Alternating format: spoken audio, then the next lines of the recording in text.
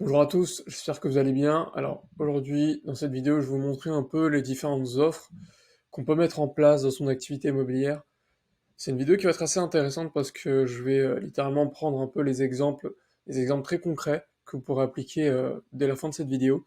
Et je vais vous montrer comment une offre, clairement, peut changer la façon dont vous prospectez, la façon dont vous obtenez des clients. Donc c'est très très intéressant, vous allez voir. Et j'espère voilà, que ça va vous aider comme d'habitude. Donc le titre de cette vidéo, c'est bien comment créer une offre irrésistible pour attirer plus de vendeurs tout en se démarquant de tous vos concurrents locaux.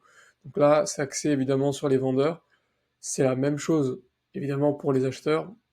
Donc parlons déjà un peu de ce qu'est une offre exactement. Et là, voilà, vous vous dites sûrement, voilà, Minozan, je sais très bien un peu ce que c'est une offre.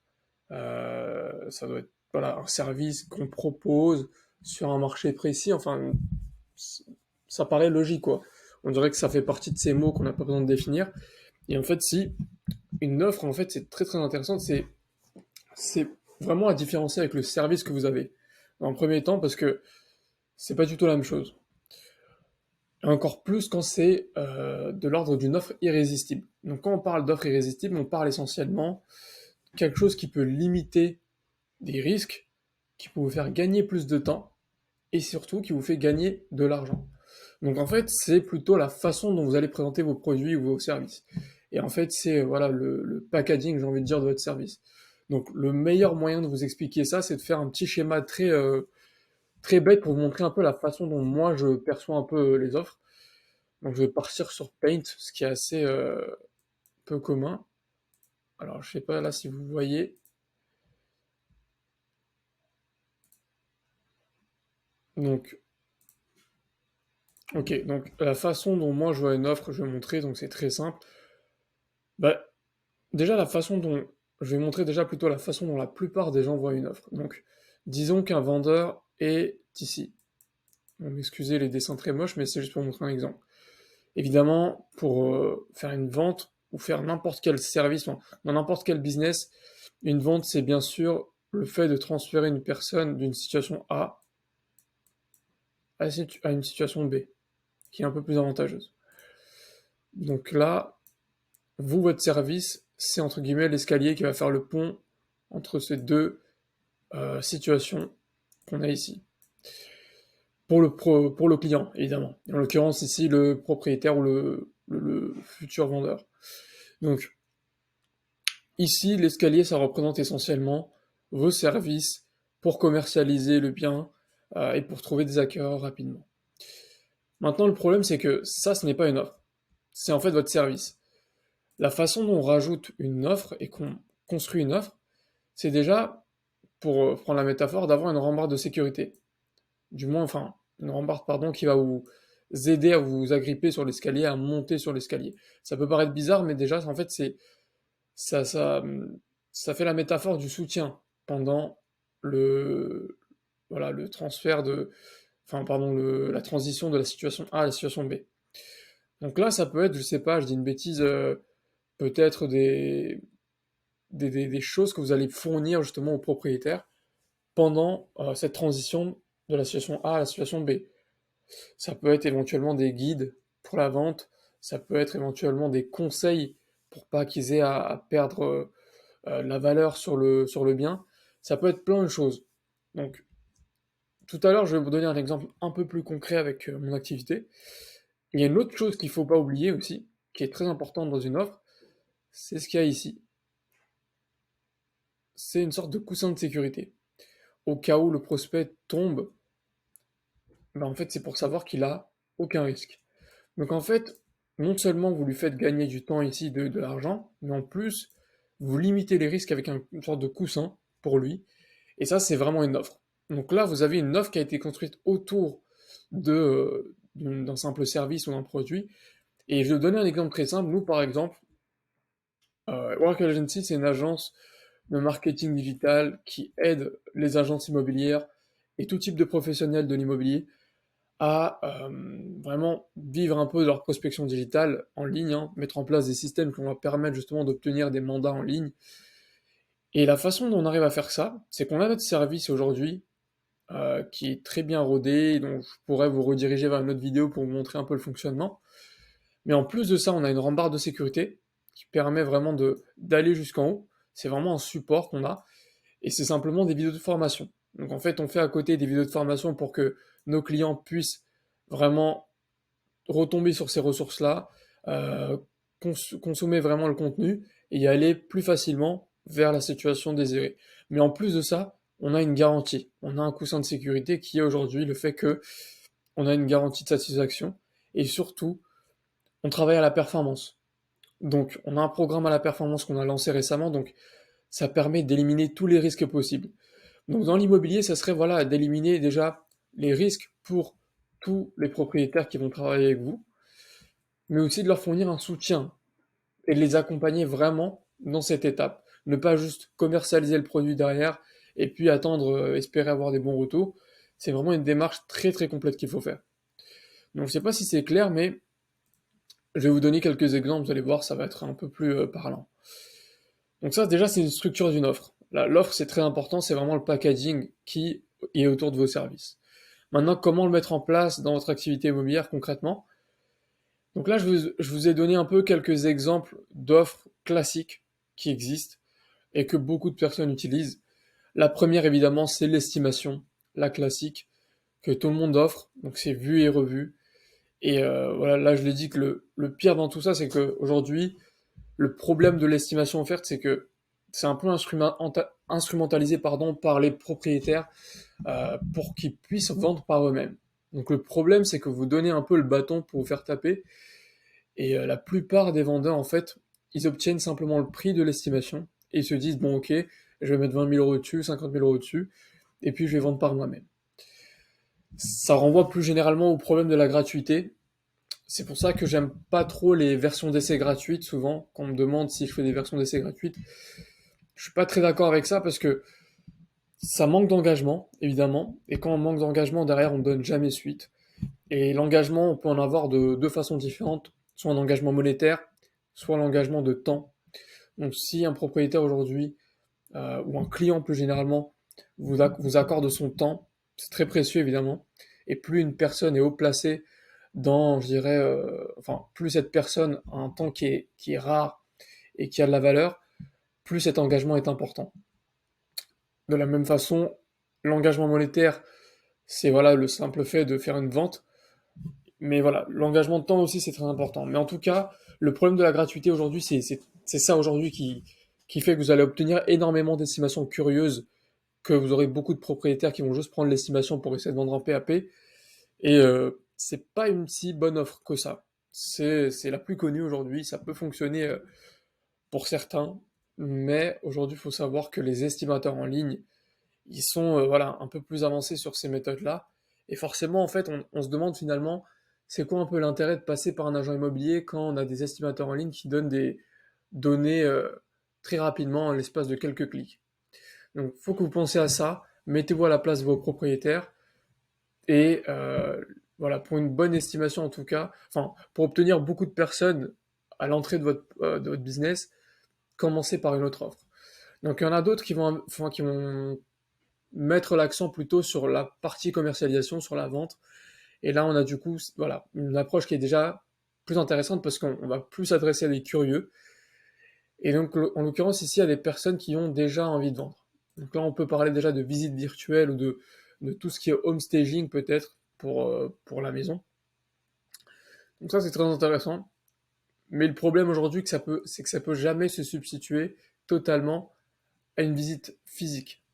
Et ça permettrait éventuellement de convaincre quelques vendeurs qui sont déjà intéressés à vendre. Et surtout, ça permettra aussi d'amorcer pardon, quelques visites sur le bien. Mais rien de plus que ça. Ça peut pas être vraiment un argument à part entière pour justement réussir à convaincre des propriétaires de vendre. Une visite virtuelle, voilà, ils peuvent très bien aller le faire par eux-mêmes chez un autre prestataire, donc c'est pas si convaincant que ça.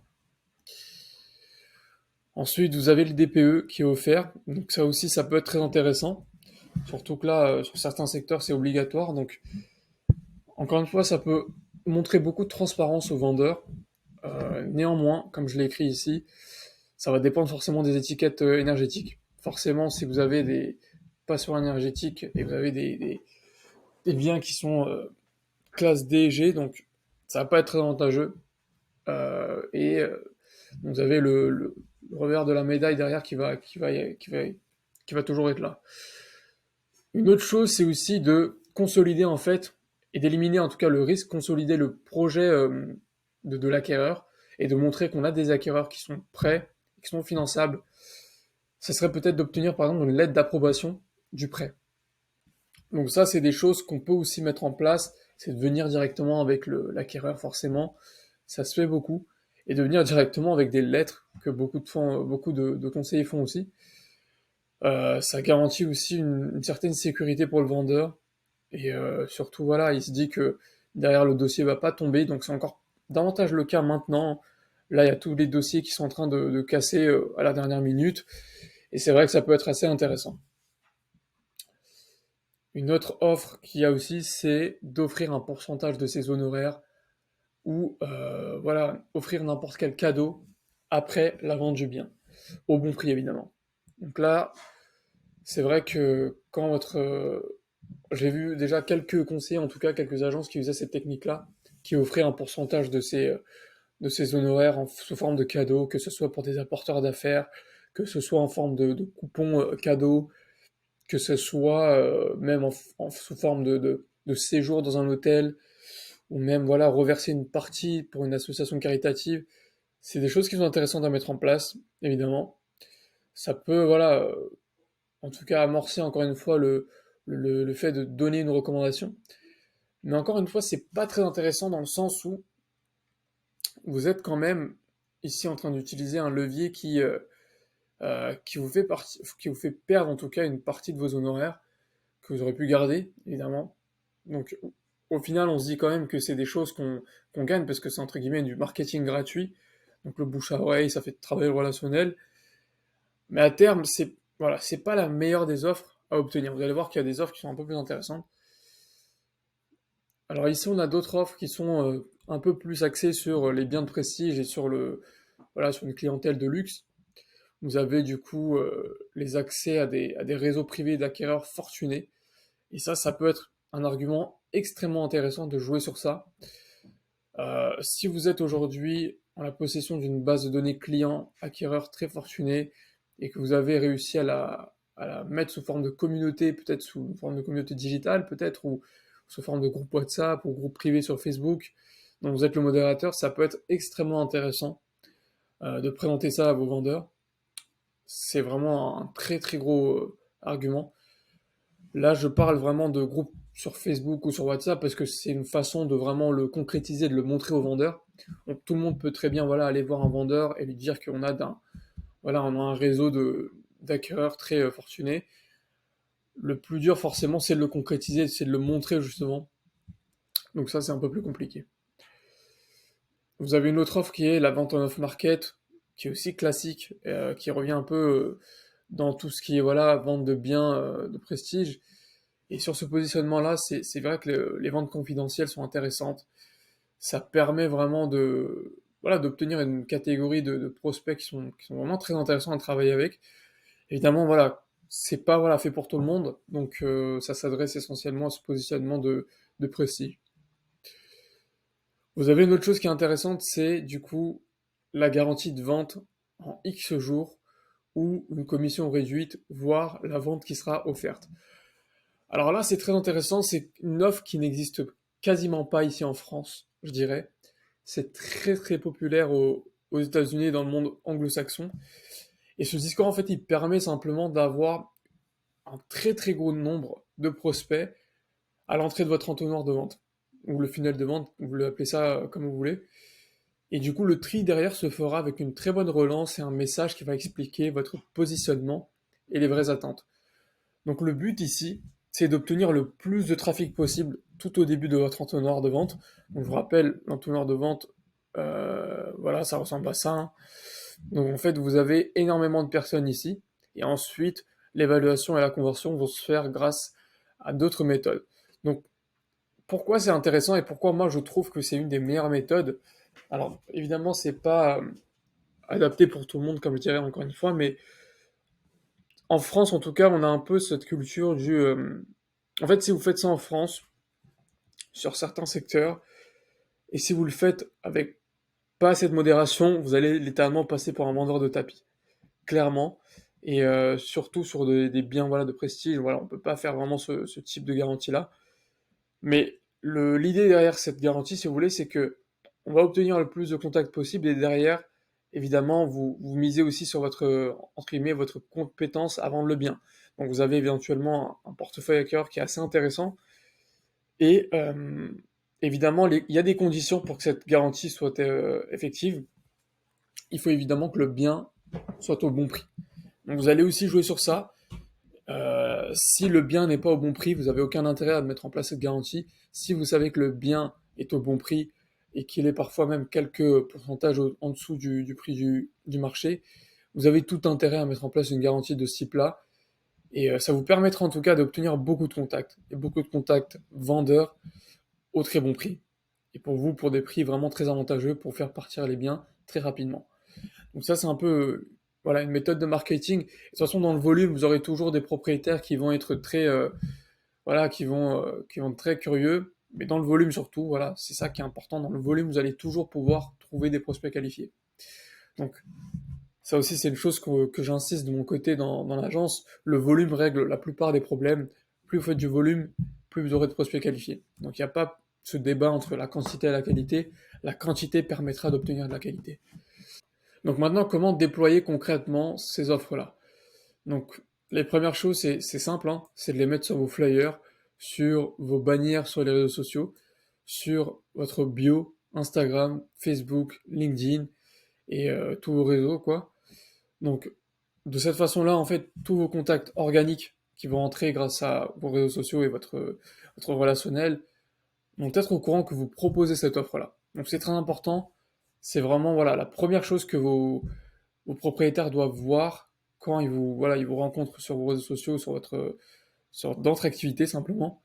Il faut que vous soyez connu un peu dans votre ville pour ces offres-là. Évidemment, nous, ce qu'on prêche, c'est surtout la publicité en ligne. C'est clairement sur les publicités en ligne qu'il faut capitaliser sur ce genre d'offres, hein. C'est ce qu'on appelle plus communément du direct response marketing en fait. Le direct response marketing, c'est le fait de mettre en place, c'est un type de marketing qui aura pour but d'obtenir une réponse très rapide de vos prospects grâce à une offre justement qui est quasiment irrésistible. Donc là, vous voyez un exemple très simple. Je vais vendre votre bien en 60 jours ou je la vends gratuitement. Donc c'est très américain, c'est très tape à l'œil, mais encore une fois, si on en suit le principe de l'entonnoir de vente, vous n'avez pas besoin en fait au début de faire le tri. Vous n'êtes pas là au début pour tout de suite obtenir des prospects qualifiés. Et ça aussi, c'est une règle que je pourrais jamais répéter assez. Les prospects qualifiés, ça ne s'achète pas, ça ne s'obtient pas, voilà, comme ça. Ça se crée et ça s'entretient. Donc, vous devez au début obtenir tout type de propriétaires, des curieux, des pas curieux, de tout type, hein. Et derrière, vraiment, c'est dans la partie relance que vous allez pouvoir faire le travail de préqualification et savoir qui est vraiment qualifié et qui ne l'est pas. Donc au début, ce type d'offre, ça permet vraiment d'obtenir pas mal de monde sur votre entonnoir, et c'est ça qui est vraiment intéressant. Donc encore une fois, l'offre est roi dans le marketing. Vous avez beau lancer les meilleures publicités avec les meilleurs visuels possibles.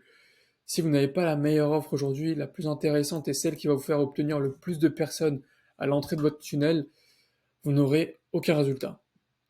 Donc la clé vraiment, c'est de penser comme ça, hein, c'est de penser votre activité comme un entonnoir, de faire venir le plus de personnes ici, et derrière, laisser votre entonnoir mettre en place, enfin, faire le tri automatiquement. Et quand je parle d'entonnoir, ça peut paraître bizarre, mais c'est très simple, hein. Vous devez juste avoir un système de relance automatisé. Et je dirais plutôt des systèmes au pluriel, parce que c'est un mélange chez nous de questionnaires de qualification, de vidéos de vente, et d'assistants virtuels qui vont rappeler les prospects et s'assurer qu'ils ont bien des projets de vente qualifiés. Donc là, j'ai mis un peu les deux choses qui peuvent vous faire être réticent sur la mise en place d'un tel système. Soit voilà, vous n'avez pas ce système-là pour préqualifier les prospects, soit en fait, vous êtes très très désespéré sur le volume. Vous avez tellement pas de volume qu'en fait, vous vous attachez au peu de volume que vous avez et vous pensez que c'est des prospects qualifiés. Donc forcément, si vous avez que deux trois contacts entrants chaque mois, deux trois appels téléphoniques de vendeurs chaque mois, ça fait mal et vous aurez pas envie de mettre en place de tels systèmes parce que vous aurez peur entre guillemets, trier les prospects trop en avance. Donc le but vraiment c'est de faire du volume comme j'ai dit. C'est un peu les choses à retenir dans cette vidéo. Faire du volume, avoir une offre très très irrésistible, de sorte à ce que beaucoup de personnes puissent venir d'entrée, que voilà, puissent être connues sur le secteur, quoi. Et derrière, faire un tri très très minutieux avec des systèmes de relance automatisés, questionnaires de qualification, des vidéos de vente et des assistants virtuels. Tout ça, je vais revenir en détail dans d'autres vidéos, vous allez voir, ça sera plus concret.